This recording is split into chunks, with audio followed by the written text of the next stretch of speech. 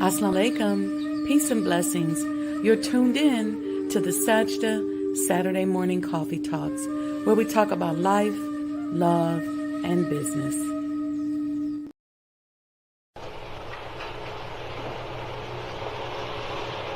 O Allah, guide me among those whom Thou hast guided aright, and preserve me among those whom Thou hast preserved, and befriend me among those whom Thou hast befriended.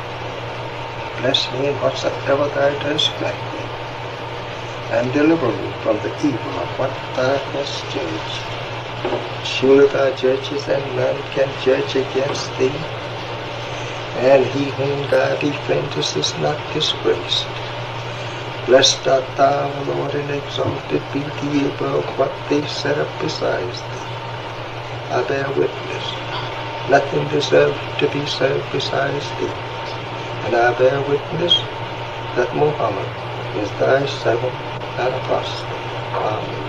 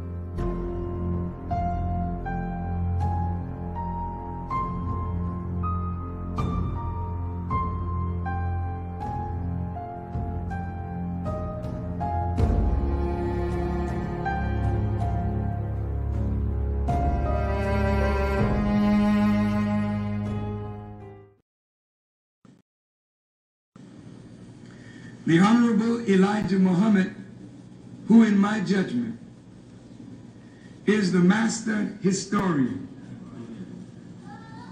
taught us that of all our studies, history is the most attractive, and it is best qualified to reward the researcher. History is most attractive. Why should history be most attractive?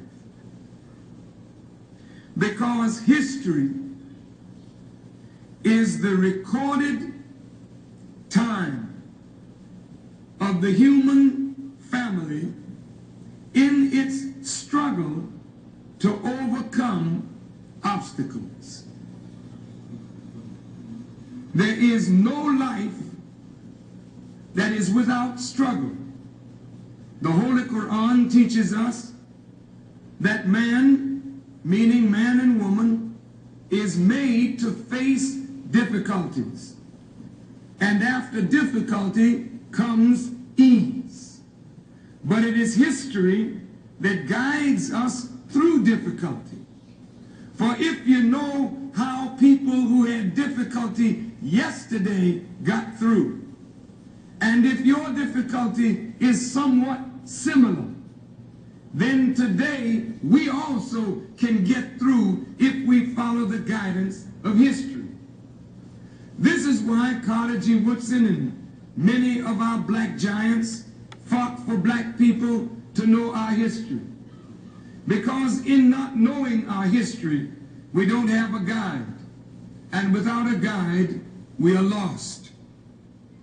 No wonder the Bible... Assalamu alaikum, family. Happy Saturday and welcome to the Sajdah Saturday Morning Coffee Talks. Y'all know this is where we talk about life, love, and business. Welcome to those of you who are already in the chat. Welcome, Brother Lamont. Wa alaikum salam. Welcome, Brother Victor. Wa alaikum salam. I see the rest of y'all ain't woke up yet, huh? I see, okay, we got about 12 people up there. All right. So what kind of coffee, tea y'all got today? I have some chai. Y'all know I make my own chai with the herbs and spices and stuff like that. So that's what I felt like this morning. It still was just way too hot and humid for us to be outside. As soon as this weather settles down, I know you all say you like me when we do the outside shows. We'll get back. We'll get back to that. So we are coming off of the heels of our series on the women of the Bible. And of course, as you all know, let's see, who is that? Brother Kaleem, wa alaikum salam. Shout out to the brothers. You know, I really, really, really appreciate y'all. The way y'all support y'all sister. Look, I really, really, really appreciate it. It's just beautiful. Thank you. There's so much I could say about that spiritually, and I may get into it a little bit, but because Allah always makes up for things, so we'll talk about that.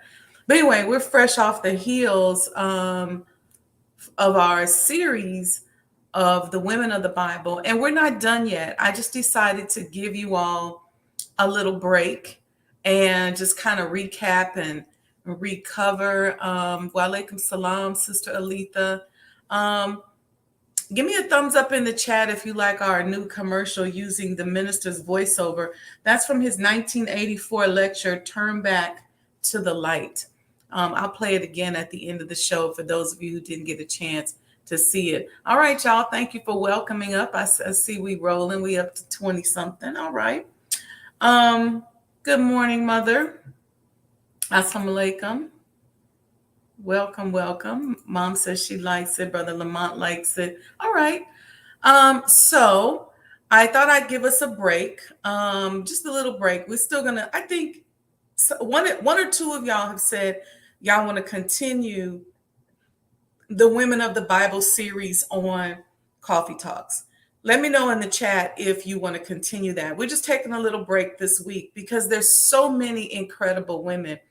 Sister Aletha and I were on the phone yesterday talking about Queen Sheba and how underrepresented she is and how amazing and powerful. You know, she was one of the wives of Solomon, but she was a god. And she functioned at such a higher and beautiful level. I think she's one that we should really dive into and just lift her and bring her to life. So I'm thinking of doing her next Saturday if y'all want to still hear about the women of the Bible. So just, let me know. We had a great discussion about Solomon and Sheba and her sons and just how underrepresented she is and how they try to play down her greatness. I don't know if you all know she was one of the Candaces, but we'll break it down. We'll do. I'll think about it. I'll see how my spirit feels, and we'll do Sheba next week. Okay, so there was an underlying theme, just to take this kind of mid-season break. What is the underlying theme of all the women in the Bible that we studied and that we've talked about? And I know I toggle between it being faith and love. And I see love as the mother or foundational theme of all of them, right? From Mary Magdalene to Lydia to Candace, all of those that we cover, Hogla, it's love. Love is the key. And I think sometimes we get confused about love because these people whose mind we are operating in have given us a definition of love. And I believe that's all in an interest to take away the power of love. Because if they take away the power of love from us, then they can dominate us and they can rule us. So we are operating within a mind. And what Master Father Muhammad, the Honorable Elijah Muhammad, the Honorable Minister Louis Farrakhan are doing is giving us a new mind so that we operate outside of the realms of the mind in which we live in. That's a miracle, and that's love. So we're being ruled by a mind or a mindset. And that is why, and let me say this before I say that, it has become our mother mindset, meaning we nurse on it. And even though it's not working, we still nurse on it. That's why the Honorable Elijah Muhammad says we love the white man because he gives us nothing. So we're constantly nursing on that mindset. I think people get thrown off when you hear people say things like white supremacy and all of that. It's really a mind. And these teachings and these things that we learn and we go over on Sajdah Saturday Morning Coffee Talks or on the Mind of an Entrepreneur show, or when you go to your mosque meetings and your lectures, and even technically when you go to church, we're supposed to be learning the mind of Christ. See, Jesus came to us 2,000 years ago as a template or an example of the Jesus that was to come. It's all throughout the Bible. Y'all know this. But the mindset that he demonstrated to us was a template, a survival and a thriving mechanism. Prophet Muhammad, peace be upon him, from 1400 or so years ago, came and gave us a template of a human being. One with perfect love. Jesus was one with perfect love. And so love is the key, because the two of them in their perfected love gave us the example, gave us these beautiful books, gave us the tools and strategies that we need in order to survive today. You see? So love is the key. And what does that mean? See, because this mind that we're living in has become this mind of white supremacy, this mind, let me say it this way, this mind that's rooted in white supremacy, because the creation of this mind was born out of the idea that white is supreme and white is dominant. That's what Yaqub was doing when he brought in the mind of this world. He said, White is supreme. So what do? When we feel a certain way, when we get in trouble, we go back to that mindset. We could be studying, we could be going to motivational stuff, we could be doing all of these things. But the minute we get worried, the minute we get uncomfortable, the minute we get tired, we go back to the breast of the mind of this world. This is some powerful stuff. So I said, why do they misrepresent Jesus? Why do they misrepresent Prophet Muhammad, peace be upon him? Why are they so misrepresented? It's because their way, their mannerisms, their mindset, the way they interact with God is our template. And it's what will defeat this mind that we find ourselves imprisoned by.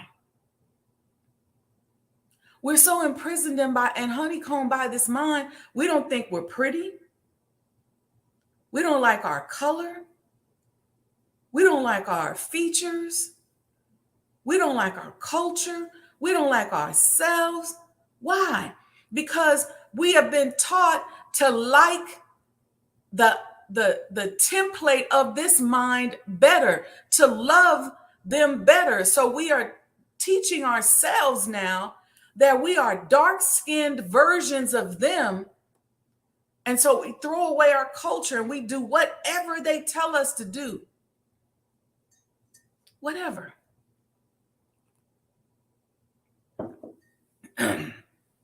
So let's talk about love.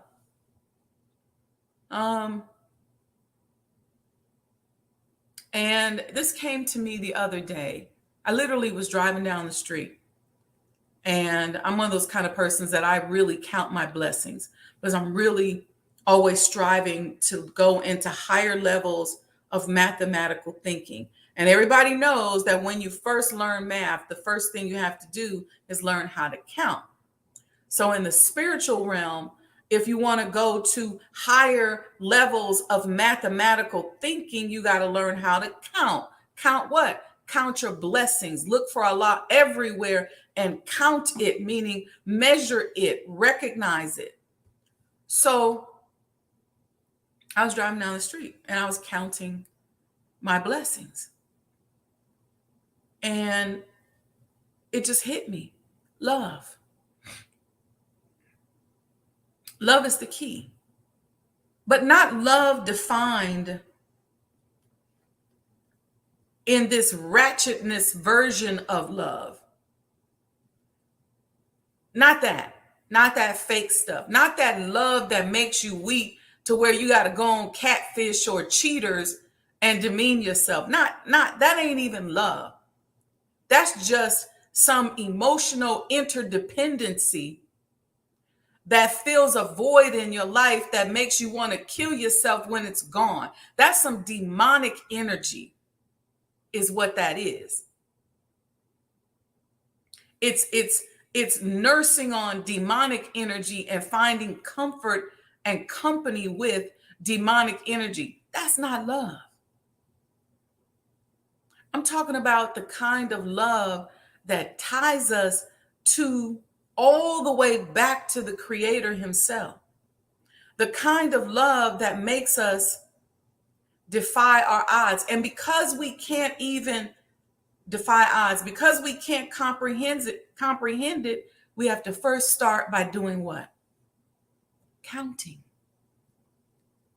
See, real love is a masterful mathematic teaching and emotional interaction that produces, that is creative, that takes you to the next level, that manifests.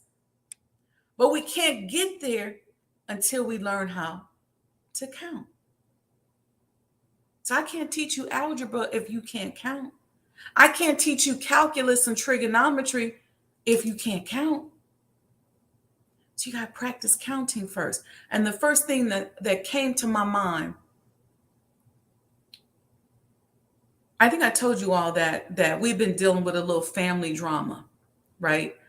We have actually literally a demon in our family that, and I say a demon because what it reminds me of is, you know how when people go to church and the prophet or the pastor walks past them and puts their hand on their forehead and they start retching on the floor and going crazy. Um, so I have a family member that was having a conversation with somebody else that didn't have nothing to do with me, and all of a sudden he just retched out about me. Said, "What about Wendy? She's a whore for Farrakhan," and just went ape shit. Excuse my language. And I thought about it and I asked Allah, I said, what is this for? What is this? And yesterday, and then he sends out really nasty, there's several members of my family that have been victimized by him. He's actually been in prison before for harassing people and domestic violence and that kind of stuff. And so yesterday he started in again, and we got, restraining orders worked out against him, and the police have been notified, and they're going to serve him and all of that. But bigger than that, right? That's just sometimes you got to do those things for people who function on that level, right? Somebody who would be having a conversation with somebody about something totally different. I'm not even on the phone. I ain't got nothing to do with it. But all of a sudden I got to be threatened. So that's all I'm going to say like that. I'm going to leave it like that. But so I asked Allah this.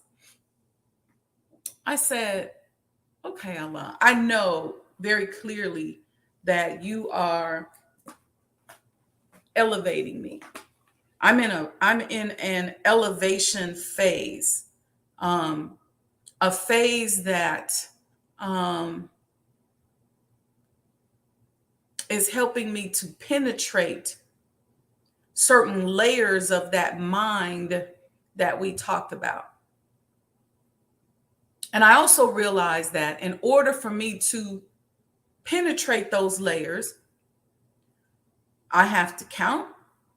I got to do some high level mathematics, and divine intervention is necessary. But I said, Allah, now that is nothing this person could say that could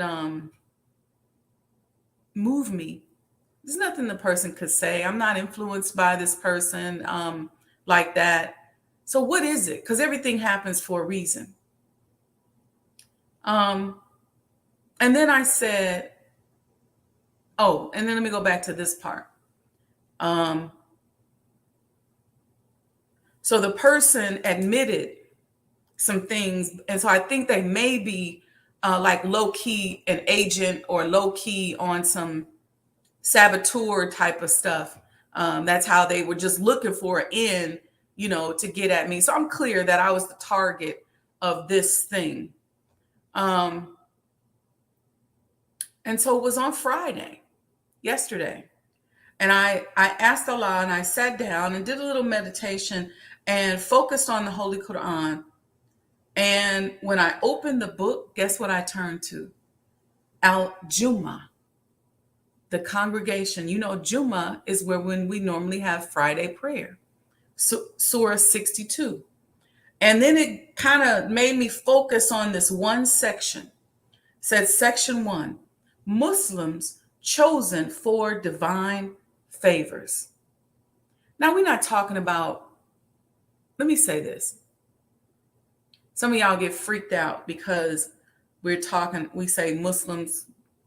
Muslim is simply what? Somebody give me the definition of Muslim in the chat. A Muslim is one who submits his will to do the will of Allah. So those of us that submit, those of us that love God enough to totally submit or be in the act of submission or to even practice shedding this mindset so that we can be in total submission, are chosen for divine favors. So if it wasn't hard, they wouldn't even have to mention it. But that's what this section is entitled that I turned to. Thank you, Brother Lamont. Muslims chosen for divine favors. So wrapped up in that section title is love. Because the love has to be there in order to create the trust for submission. Now, some people say, well, God can beat you into submission, or God can give you circumstances that'll make you submit. Yes. You might submit then for the moment, but you may not love enough to give your life in submission. See, you may submit for the moment, like, okay. And then once you get it together, you like, I'm good. And you keep on rolling and stay in that mindset. But wrapped in that statement, I saw love.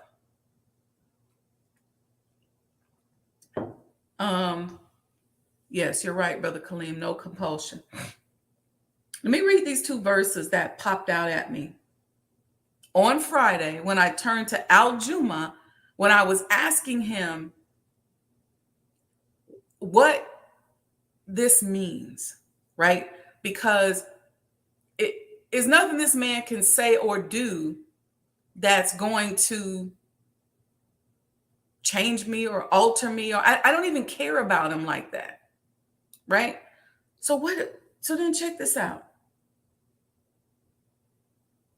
It said, in the name of Allah, the Beneficent, the Merciful, whatever is in the heavens and whatever is in the earth glorifies Allah, the King, the Holy, the Mighty, the Wise. So here I get these threats, and Allah don't say, baby, don't worry about it, I got you. I didn't turn to something where he said, I didn't even turn to Psalms 23. No weapon formed against me shall prosper. I turned to this. It said, whatever is in the heavens and whatever is in the earth glorifies Allah, the King, the Holy, the Mighty, the Wise. Then it goes on. Here's the second one that popped up. It said, it is who raised among the illiterates a messenger from among themselves, who recites to them his messages and purifies them and teaches them the book and the wisdom, although they were before certainly in manifest error. Let me give y'all that again. I'm going through this abuse, these threats. And Allah says, whatever is in the heaven glorifies me. So now I have to say, okay, so I got to glorify him. I got to find him in this. Then he says, then it says,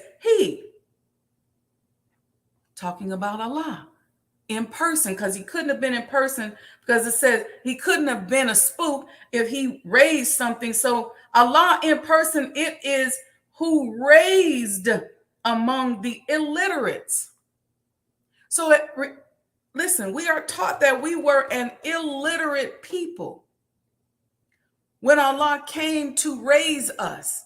We were a virgin people with no prior interaction with God himself. We have been made blind, deaf, and dumb by the mind that created the white supremacy that enslaved us. So we were an illiterate people. Yes, some of us can read, but that's not talking about illiteracy in terms of reading. It's talking about literacy in terms of the knowledge of God. But among those illiterate people, he chose a messenger. Huh?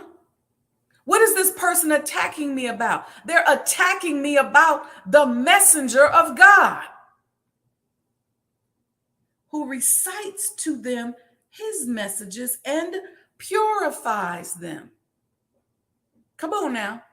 The Honorable Elijah Muhammad and the Honorable Minister Louis Farrakhan, in reciting the messages that were revealed to them about everything from our diet to our mindset, is purifying us. Purifying us of what? Of this devilish world, this mind that we live in that creates demons like the ones that I was dealing with.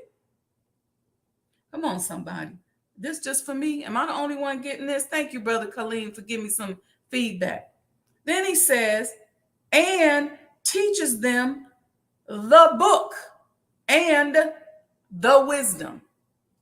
The book, I'm assuming, is part and partly the Holy Quran. The wisdom, our supreme wisdom, although they were before certainly in manifest error. So before us, certainly in manifest error. And you know what came to me immediately after I read that? I'm going to read it again, and I'm going to just give you the thought that came right in my mind right after I read that, because I was driving down the street, counting my blessings. Allah said to me, love is the key. I get in the house, get these threatening text messages, sit on the phone with the police and get everything together so they can do their thing. And then I come to the Holy Quran, turn to Al-Juma on Friday night, and Allah says, Muslims chosen for divine favors.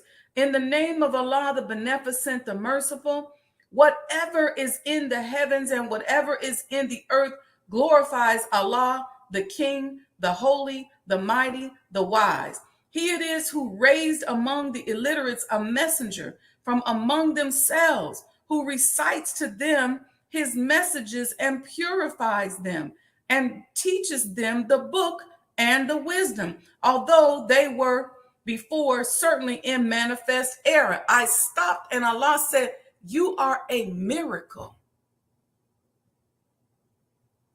And I said, what do you mean by that? And I thought about it. He was giving this to me earlier this week because I was talking about my grandmother who could barely read and write, having a granddaughter who started reading at 4 and nobody even taught her how to read. I just picked up books and started reading.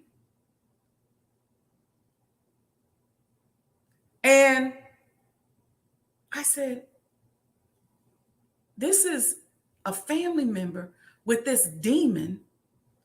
And I started thinking about all the other things. And I said, you're a miracle. For you to be here, you have a relationship with the messenger of Allah. And you come up out of these people with all this demonic stuff. I'm not the only one with a bunch of crazy people in my family. But everybody that is a miracle, you had a miracle worker that facilitated you. And then Allah made me think about my mother. My mother told this person, she said, I will go to jail. She said, and I'll just go in there and work out and take care of myself and come out and be a 90-year-old bodybuilder, but you will not continue to put your mouth and hands on my daughter and the messenger of God. So in order for me to get a message that says I'm a miracle, for me to be a 4-year-old and pick up a book and read it, so much so that one of my other uncles and my father used to bet people. I remember my father had some friends over. He had this friend named Paul and some other people, and he told them that I could read. I was little. And I remember one of his friends said, That little girl can't read. He said, yes, she can. And they bet. I remember this like it was yesterday. And I seen the $5 and stuff like that down on the table. They was putting the money down on the table. And so my father started handing me stuff. He started handing me 45s. Some of y'all not old enough to know what a 45 is, but it's a record that we used to play music on, okay? And they said, well, she just knows the colors. So he went through them and got like all the Motown ones because they all had the same colors. And I was reading them. But see, we plan and Allah plans. Allah is the best of planners. But Allah wanted me to tie my intellect to my manifestation or my ability to manifest. So from that point, I fell in love with my intellect because I saw people paying for it.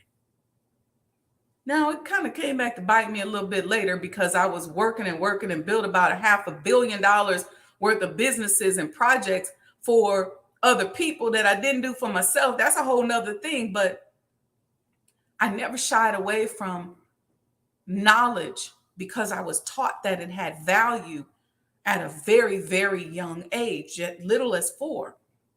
And I actually thought it was 5, but one of my other uncles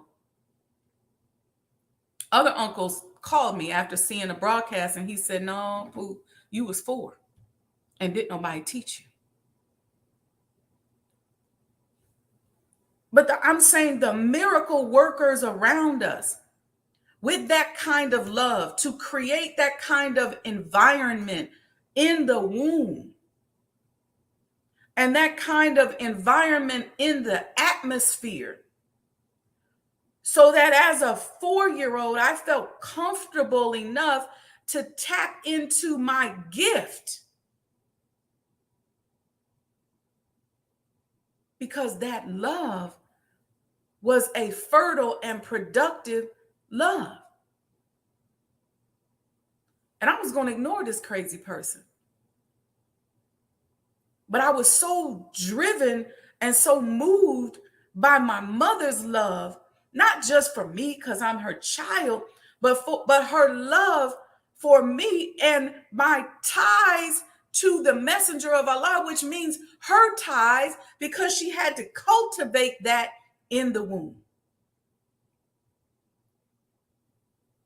So we're all miracles. So love is the key, cutting through to that love. What did Allah say to me? Yeah, this person's crazy, but you're a miracle. And you had a miracle worker who had to be a miracle too. And you've had so many miracles in your life. I don't care about that person.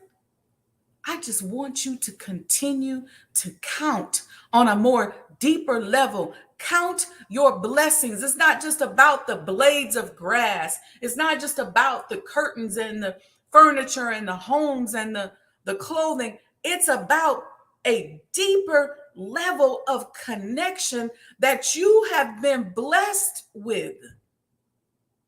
I want you to include that in your gratitude, because I'm going to show you what you could have been.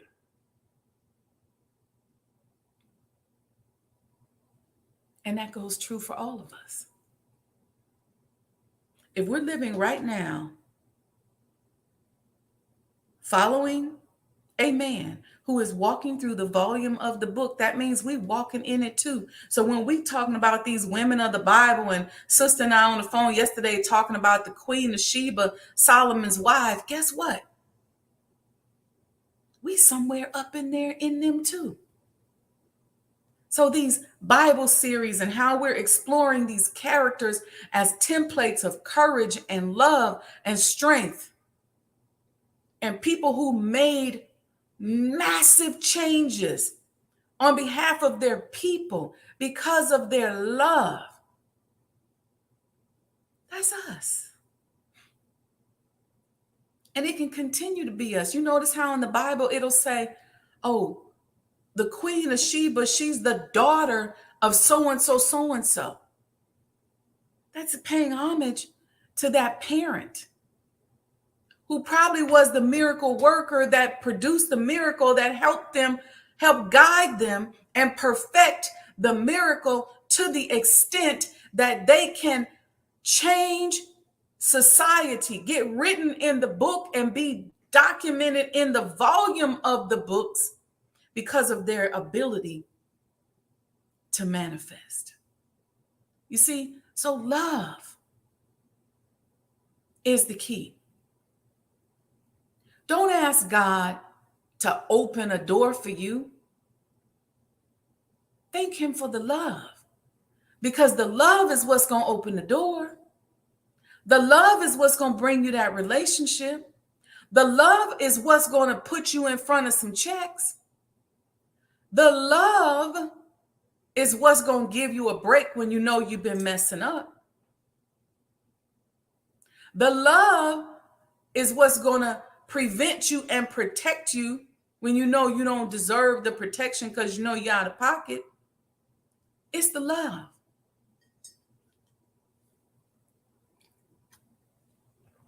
I talked to my business partner with the hospital. I still call him my business partner, but with the hospital, his mother, she had 8 boys. And her husband died when I think the youngest was about 4 or 5. She was a woman from Mississippi, and she married a man from West Africa. He actually was a Nigerian who lived and worked I think he might have been raised in Liberia. And he was one of the authors of the new Liberian Constitution that President Tolbert was putting together. And he was killed in a coup attempt against President Tolbert. And I don't know if you all know the history. Later, President Tolbert and his people were buried in a mass grave. He wasn't one of the ones buried in the mass grave. He was killed early on. But that left his wife. He was an attorney that was educated at Howard. That left his wife in Washington, D.C. with 8 boys to raise on her own on a teacher's salary.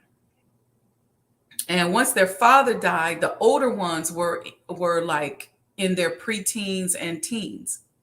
So when they got back, the older ones was stealing and doing all kind of stuff. And it started out for survival. So the older ones would go in the store and they say, well, you get the bologna, you get the bread, you get the cheese. And that's how they would eat, because she would feed them broth. And I'm not saying that to make that sound bad. I'm saying that, and I talked to her about this, and it's something that was very powerful. The way she raised her children and protected her sons in the mean streets of Washington, D.C., back when D.C. was the murder capital. Y'all know the murder capitals move around. At one point it was New York, one point it was LA, at one point it was Washington, D.C. She just would pray. And she prayed all the time. And she appeared to be a very passive woman, but she had an inner strength about her where she would just pray. And she prayed and loved those boys into who they are today. And one of her sons was my business partner, who's a surgeon. I'm saying that to say that all of us that are miracles come from miracles. And the perfection of the love is the continuation of the miracles. You see? So her perfected love for God, my mother's perfected love for God, created another miracle, manifested another miracle. Let me know in the chat if y'all get that. Right? Created a miracle. And so we're all miracles. And so going into these higher levels of mathematical thinking is not just about counting the objects. It's about counting and acknowledging the circumstances of your birth. We hear Minister Farrakhan do this all the time. He talks about his mother's circumstances during her pregnancy. He talks about it all the time. So we have to learn to do the same thing, counting the blessings, counting the circumstances of our birth, and use that as motivation to keep us on point. I hope y'all get that. I hope that makes sense. That's what this Women of the Bible series has done for me. It has manifested ugliness in places that made me recognize the beauty and the miracle. That's what that's about. That's what love, that's why love is the key. Love is the connection. My mother just says something. She says, this is so sweet. She says, grateful to have been chosen to be your mother. Beautiful. So we all have that miracle worker that God chose to perfect the miracle and bring us through. And the deeper they love, the more manifest the miracle is in what they produce. Well, what's the lesson in that for those of us that are out here trying to do this great work? The deeper we love, the greater our ability to manifest becomes. And so you see it. You see the love for God on us. You see the love for God in everything that we touch. You see the love for God in our relationships, in our ability to interact with people. You see the love for God in the atmosphere around us. It's not just me, it's all of us. We are a miracle person, people. We really are. Because we shouldn't be here. We done survived some stuff that the majority of people would not survive. But we still here. Now we got to really go to work to get up out of the mind of Yakub, because it's taking us down. It's engulfing us in ratchetness and deviant behaviors to the extent that we might even be making ourselves extinct if we're not careful.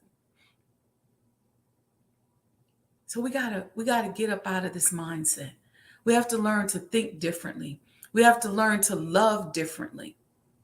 We have to learn to be different, be better, function on a higher level. We have to learn not to run back to Yakub's breast every time we face a difficulty. See, Yakub's world is manifest. This world rooted in white supremacy is real. It's all around us. But because we don't know our history, and because we don't know how to count, and because we don't count, we don't have access to God's world. See, he already sent us a messenger who recited to us the book and the wisdom. And that book and that wisdom is what gives us access to his world. So we have to learn to go and nurse that when we're in trouble and when we're in fear, and not nurse on Yakub and his world. Not nurse on the world of white supremacy. See, some people get short of money and they go become agents and informants for some change. That you could just go nurse on the word and he will give you a way to come up with it. See, Job ascended into great wealth And this was after Allah had straightened his means of subsistence. But he was allowed that great wealth because Allah knew that he would acknowledge him. He would count his blessings and see Allah in everything. So we got to be real now, more intentional. Used to be more general where we'd say, well, you got to count your blessings. We got to even be intentional about making sure that our go-to when we get in trouble and when we need something is not something outside of the word of God as given to us by his messenger. It can't be our go-to. So we can't go to witchcraft. We can't go to sorcery. We can't go to food. Some of us are addicted to food. We can't go to drugs. We can't go to alcohol. We can't go to gambling. We got to go to that word. And we got to make that word jump off the page and make that word flesh. We got to figure out if there is a worldly solution to our problems. We got to figure out how to go there and infuse that supreme wisdom in there. Because if you don't, you're only going to get as far as what the mind of this world will produce for you. So our thoughts, our leanings, our comfort has to go outside of that. You could be the greatest person, the most beautiful, God-fearing person that you want to be. But if your courage is rooted in the mind of this world, doesn't mean that you won't be safe for now. Doesn't mean that you won't be comfortable for now. What does it mean? It means that you're only going to produce to the extent that you can get it up out of this mind that is coming to an end. See, God is present. The presence of the mind of God is already here. It's already ruling the world. That's what you want to hook onto. You want to hook onto the rising star, not the falling one.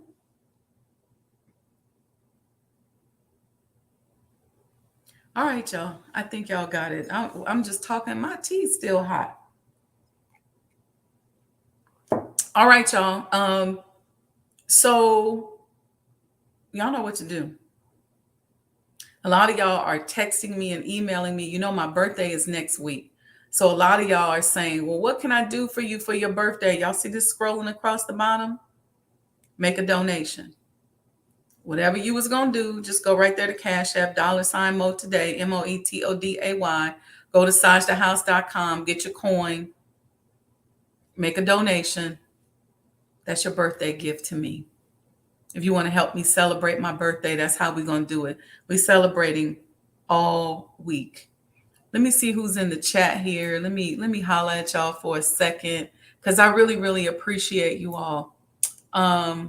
Appreciate each and every one of you. Brother Kaleem, wa alaikum salam, sir. May Allah bless you, continue to bless you from his bounties. Sister Aletha, love you, sis. All praises due to Allah. Brother Lamont, thank you, sir. Brother Lamont is going to be he's the ambassador for the channel because he's always the first one on. He's always commenting and lively in the chat. So thank you. Thank you, Mom. Thank you, Brother Victor, for coming on. Thank you, Sister Sandra D, who's always here on Saturdays and on Thursdays with us. Thank you, Brother Kaleem, for being so lively in the chat. I had to say something else to you. Brother Gilbert, thank you, Brother Gilbert, for being lively in the chat. And thank you for enjoying my inspired words today. Let's see who else we got here. Y'all was getting it. Brother Robert Moss. Thank you, thank you, thank you. I'm going to teach I think I'm going to do a talk on the Black man. I think that's what I'm gonna do. That I'm gonna say, like, I was gonna say something, but I'm gonna save it. Robert Epps, thank you for commenting. He says Allah has all the answers. Let me see. Brother Carlos from Detroit, thank you. Shout out to the brothers. Did y'all know the brothers is like over 65% of my following are black men? When I was on radio, they was like, we don't know what to do with you because all your followers are black men. And some people would say, oh, that's because you're cute. No, I mean, yeah, but that don't make men follow. Let me tell you what. Let me just give you a little hint on what I think that is.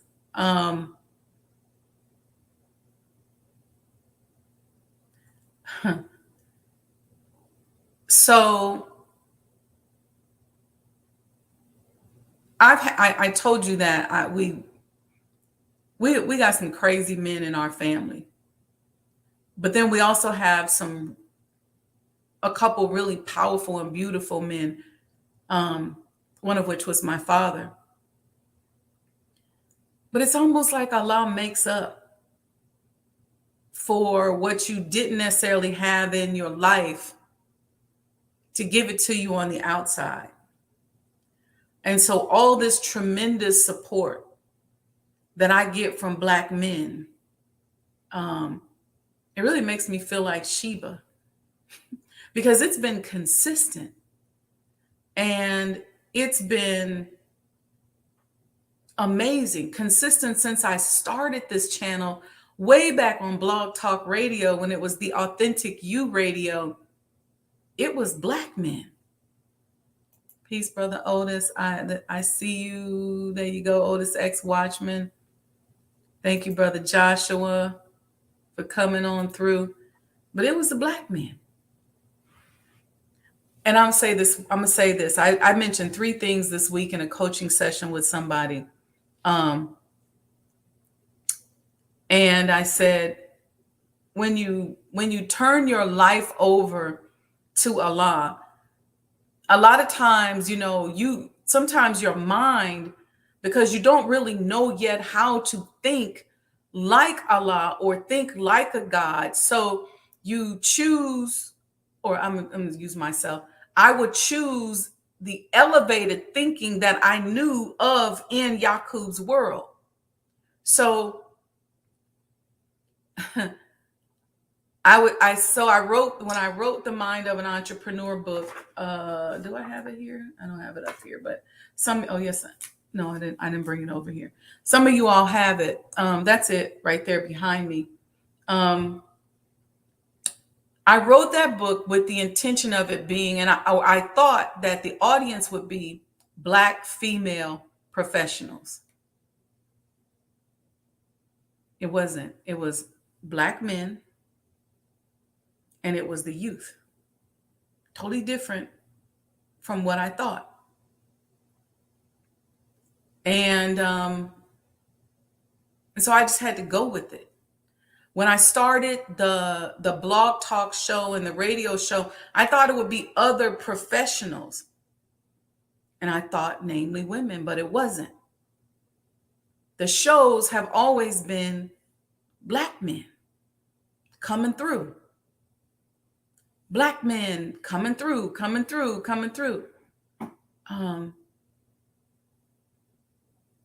When I go back to key significant points in my career, it's been black men that either blessed me with an opportunity, that nurtured me or taught me something. It's been black men. From my very first business project to working with the Honorable Minister Louis Farrakhan, to his laborers bringing me to Chicago, to and I can just name so many. We were talking about Reverend Dr. Lewis Rawls last week. He gave me my first independent business project. First one, when I really didn't kind of know what I was doing, he gave me that. But he gave me that certainty. My first job in public accounting was facilitated by Bill Mays, who was a millionaire from Indianapolis, Indiana. First job, first big job, if you will. So I can just go on and on and on. Listen, the minister gave me a doctorate in leadership in business just from being under him and studying him.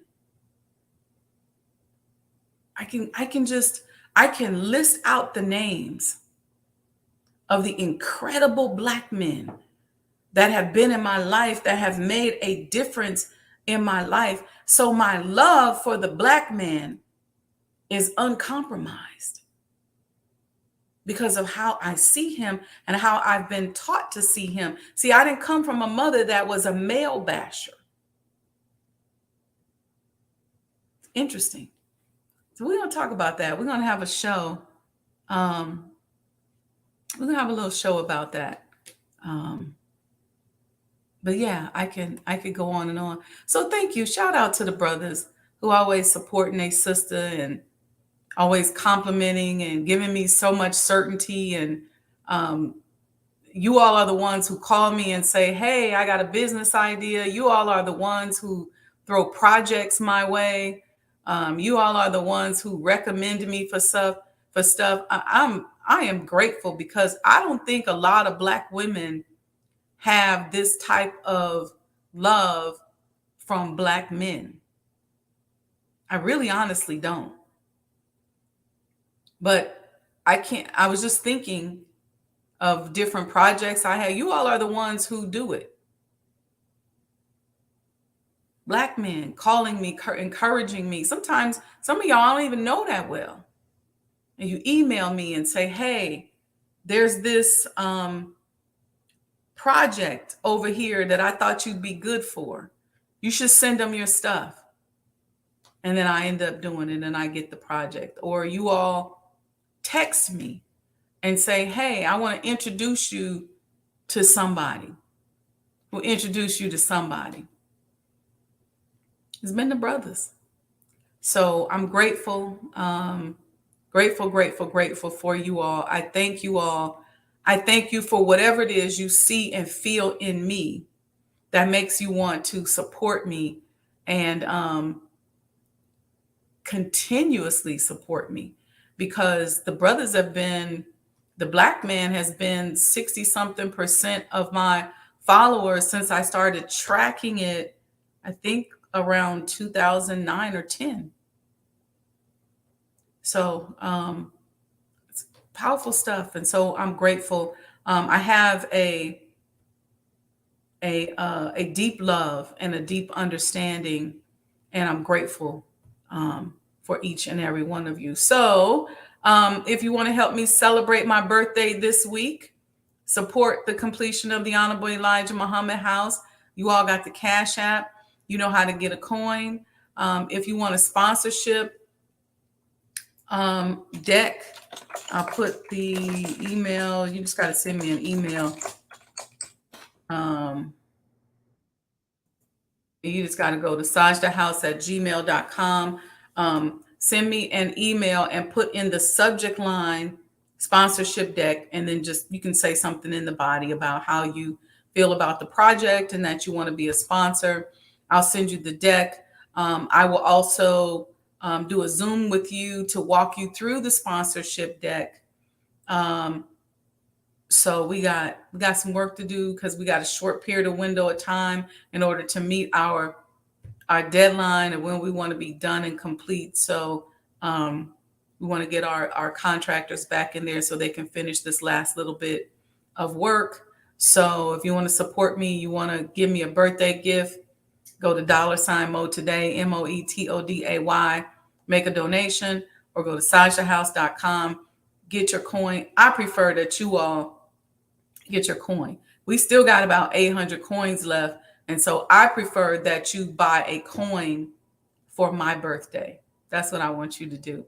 Because the coins are so cool. And I'm really, really, really spiritually driven to believe that they are going to be of such great value in a very short period of time, because after all, they are made of the copper from the home of the messenger of Allah. And I just think that it's going to come a point you're going to wish you had one of these. And I think it's going to be real soon.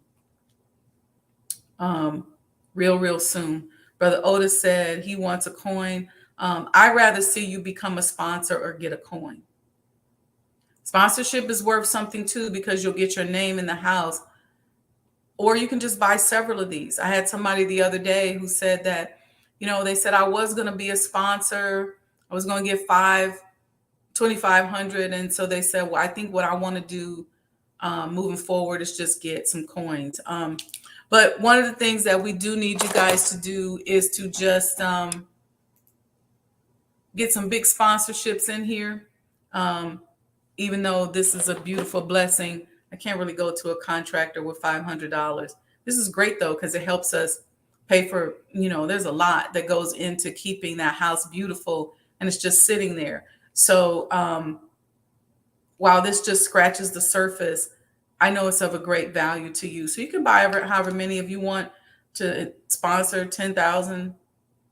You can buy up $10,000 worth of coins as long as we have them. So, all right, peace and blessings, family. I want you all to see my new commercial. So stay. It's from, you'll see the lecture where the voiceover is from. It's a 1984 lecture of the Honorable Minister Louis Farrakhan from the Final Call building. And it's at the tip. I think it's from Light into Darkness. But let's see, somebody said something. Okay. I didn't see you on there. Good God. Sorry about that. All right. Okay. Check out the commercial and we'll see you all soon. Stay close to social media. Make sure I didn't mention this. Make sure you like and subscribe to this page. Okay. Everybody who's on here, make sure you like and subscribe to this page, and do me a favor and tell one other person to come on and like and subscribe.